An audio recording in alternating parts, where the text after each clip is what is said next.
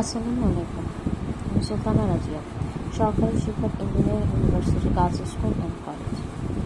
ষষ্ঠ শ্রেণীর শিক্ষার্থীরা অনলাইন ক্লাসে তোমাদের স্বাগত। কেমন আছো মেয়েরা? আশা করি আল্লাহর রহমতে সবাই ভালো আছো। তো মেয়েরা, আমরা ষষ্ঠ অধ্যায় বিভিন্ন সংবেদীয় অঙ্গগুলো পড়ছিলাম। আমরা জিহ্বা পর্যন্ত পড়েছি, আমাদের ত্বক বাকি আছে। আর আমি আশা করব তোমরা কানের গঠন, চোখের গঠন, এই চিত্রগুলা আশা করি শিখে ফেলেছ। ঠিক আছে, আজকে আসো আমরা ত্বক, বাত আত, ত্বক ও ত্বকের যত্ন।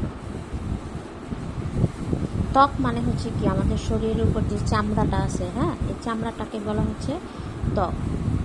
আমাদের শরীরের উপর দিয়ে পিঁপড়া হেঁটে গেলে টের পাই না?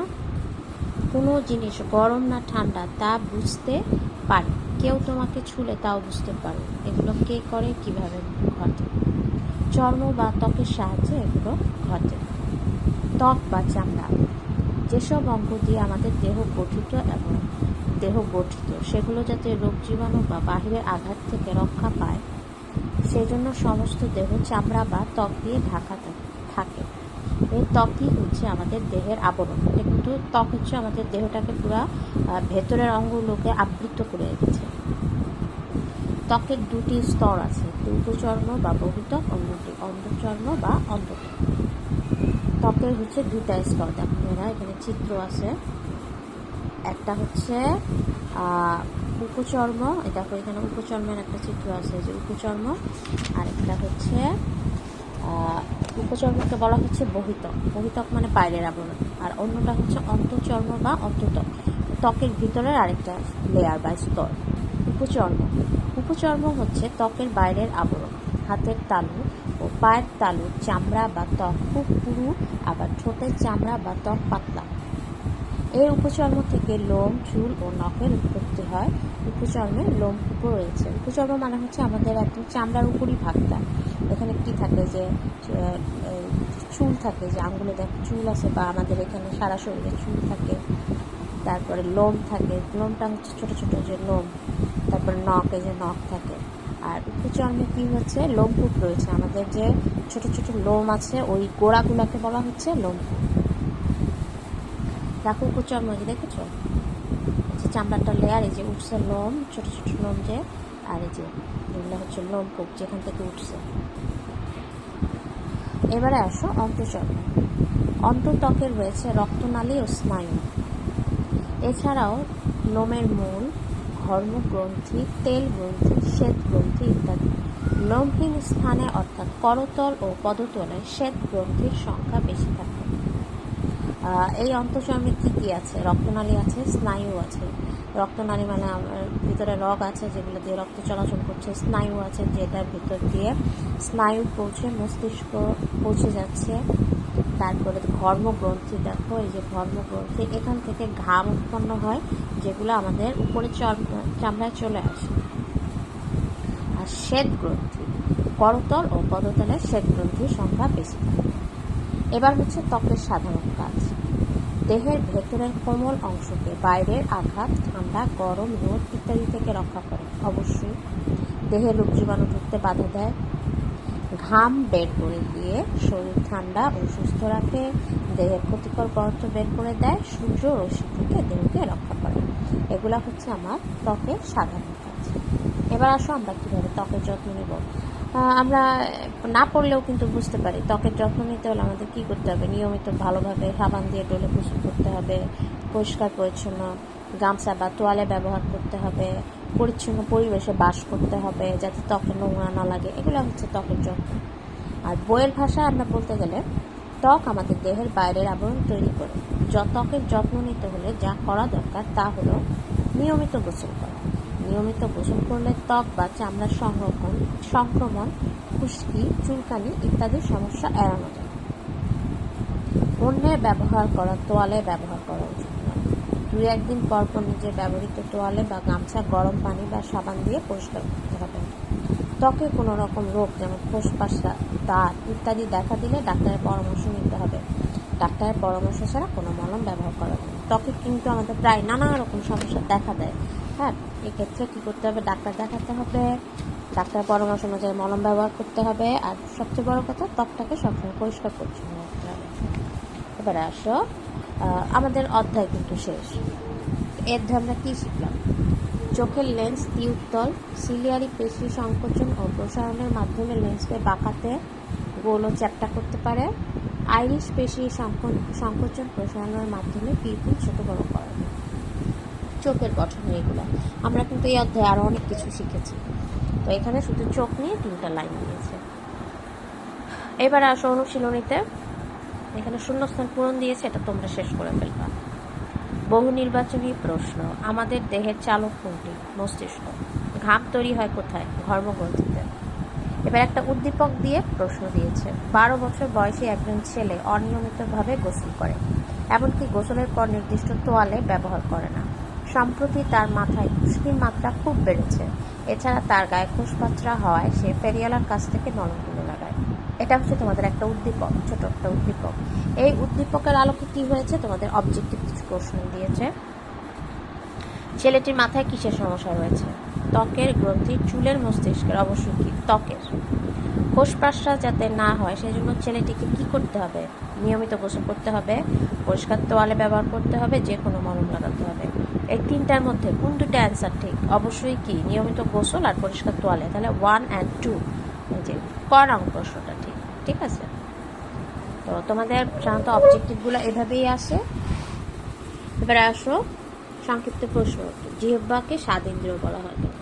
আমি আশা করি তোমরা পাবে যে জিহ্বা এমন একটি সংবেদী অঙ্গ যার সাহায্যে আমরা খাবারের বিভিন্ন স্বাদ পাই। তারপরে তুমি এরিয়াটা বর্ণনা করবা। সামনের অংশটা মনে হয় কি যেন টক স্বাদের জন্য, নোনতা বা মিষ্টি। তারপরে সাইডে পাশি এলাকা হচ্ছে টক, পেছনে তিতা। এটা বর্ণনা করে তারপরে তুমি লিখবা যে এই জন্যই জিহ্বাকে স্বাদেন্দ্রিয় বলা হয়। মধ্যকর্ণ কিভাবে শ্রবণে সহায়তা করে? মধ্যকর্ণের অংশটাকে লিখবা যে মধ্যকর্ণের কিছু অংশ লিখে যে মধ্যকর্ণে যে 3টা অস্থি আছে, যে বায়ুর নালী দিয়ে প্রবেশ করে এই অস্থি 3টাকে আন্দোলিত করে, যা মস্তিষ্কে পৌঁছে যায় অন্তঃকর্ণের মাধ্যমে। তার ফলে আমরা শুনতে পাই। চোখের রেটিনার কাজ কি? তোমরা রেটিনা অংশটা পড়ে এটা তৈরি করে ফেলবে। চোখের লেন্স নষ্ট হয়ে গেলে কি ঘটবে? আমরা অন্ধ হয়ে যাব। ত্বকের কাজ কি? সুন্দর করে দেয়া আছে। আচ্ছা, তোমার জিহ্বা যে একটি স্বাদ ইন্দ্রিয়, তা তুমি কিভাবে নির্ণয় করবে? বর্ণনা করো। তুমি এক কাজ করবা, জিহ্বার একটা ছবি আঁকবা, একে যে বিভিন্ন সাইডে টক, ঝাল, মিষ্টি, কেক কোন করো কি স্বাদ নেয় সেটা একে তুমি বর্ণনা করে দিবা। তারপরে যে কিছু খেলেই আমরা বুঝতে পারি কোনটা সুস্বাদু, কোনটা পচা খেতে। হ্যাঁ, এইভাবে তোমরা সুন্দর করে বুঝতে পারো। চোখের একটি চিত্র এঁকে লেন্স ও রেটিনা চিহ্নিত করো এবং চিত্রের পাশে কাজ রাখো। চোখের একটা চিত্র এঁকে কি করতে বলছে? কোনটা লেন্স, কোনটা রেটিনা, শুধু সেই 2টা চিহ্নিত করে কাজ লিখতে বলছে। এবং আমি আশা করি মেয়েরা এগুলো কিন্তু খুবই সোজা, তোমরা পারবে। আমরা যদি চোখের চিত্র দেখি, লেন্স কোথায়, রেটিনা কোথায়? দেখো, এই যে এটা হচ্ছে লেন্স আর রেটিনা কোথায়? এই যে এটা হচ্ছে রেটিনা। তাহলে তোমরা শুধু এই চিত্রটা এঁকে লেন্স আর রেটিনা চিহ্নিত করে লেন্স আর রেটিনার কাজগুলো দিয়ে দিবা। এখানে সুন্দরভাবে কাজ দেওয়া আছে। একটা কাজ দিল, যতটুকু কাজ দেওয়া আছে তোমরা ততটুকু করবা।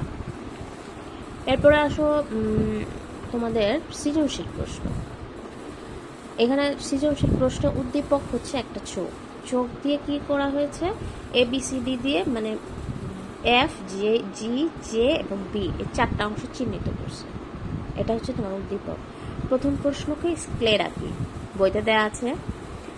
চোখের জি অংশ ক্ষতিগ্রস্ত হলে কি ঘটবে? যে জি অংশ এখানে কোনটা? আমার ধারণা এটা হচ্ছে রেটিনা। দেখো একটু,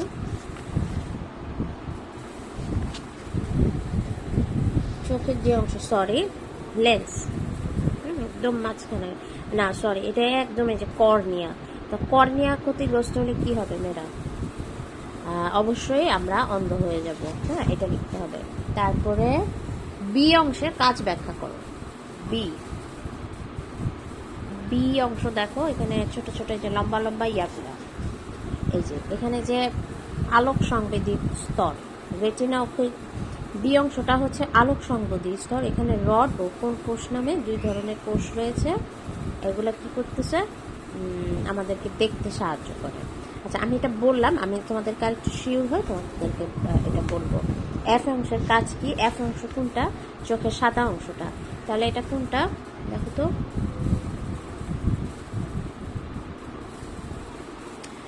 কনজাংটিভা। এই যে অক্ষিগুলোকে বাইরে সাদা শক্ত ও পাতলা স্তরটি হলো স্ক্লেরা। তাহলে এটা হচ্ছে স্ক্লেরা।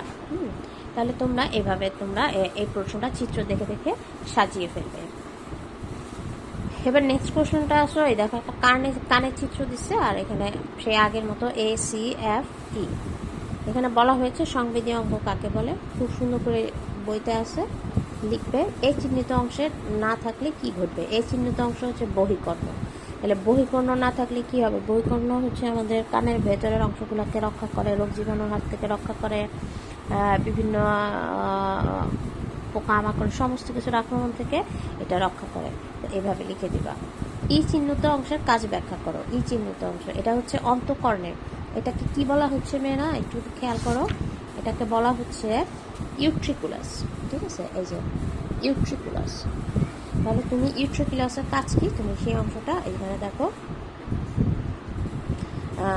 এই রসে মানে এইটুক পুরাটাই দিয়ে দিবা, তাহলে তোমার এটা হয়ে যাবে। তারপরে আছে ই চিহ্নিত অংশ। হ্যাঁ, এটা আমরা করেছি। সি ও এফ চিহ্নিত অংশের প্রয়োজনীয়তা আলোচনা করো। সি ও এফ। সি ও এফ বলতে এখানে বোঝাচ্ছে সি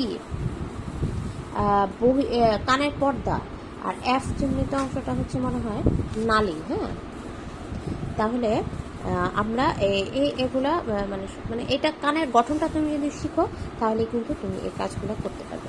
তাহলে তোমরা এক কাজ করবা, বাসায় এই সুন্দর দুটা সৃজনশীলগুলো, এই সৃজনশীল প্রশ্ন দুটা তোমরা বই রিডিং পড়ে পড়ে, হ্যাঁ, সুন্দর করে নোটস করে ফেলবা। এমন হবে না যে খুব বড় করে করতে হবে, কারণ আমার বইতে কিন্তু এত তথ্য দেয়া নেই। ঠিক আছে, তোমার বইতে যতটুকু তুমি খুঁজে পাবা ঠিক ততটুকুই লিখবো, তাহলে কিন্তু তুমি ফুল মার্কস পেয়ে যাবা। এটা নিয়ে টেনশনের কিছু নাই যে এখানে 4 নাম্বার, এখানে 3 নাম্বার, আমাকে এত বড় করতে হবে। হ্যাঁ, এটা কিন্তু না, আমি শুধু যুক্তিপূর্ণ কথাগুলো লাগিয়ে দিব, তাহলে আমার প্রশ্নের উত্তরটা হয়ে যাবে। ঠিক আছে মেয়েরা, তাহলে আমি আশা করব এই অধ্যায়টা শেষ করলাম। আমি নেক্সট ক্লাসে আবার এটার কিছু জ্ঞানমূলক প্রশ্ন এবং অন্য অনেক প্রশ্ন নিয়ে একটু আলোচনা করব। হ্যাঁ, তোমরা পড়াগুলো, এই নোটসগুলো সুন্দর করে ফেলবে বাসায়, এবং শিখে ফেলবে সাথে সাথে চিত্র আঁকাটা। ঠিক আছে মেয়েরা, আজকে এ পর্যন্তই। আল্লাহ হাফিজ।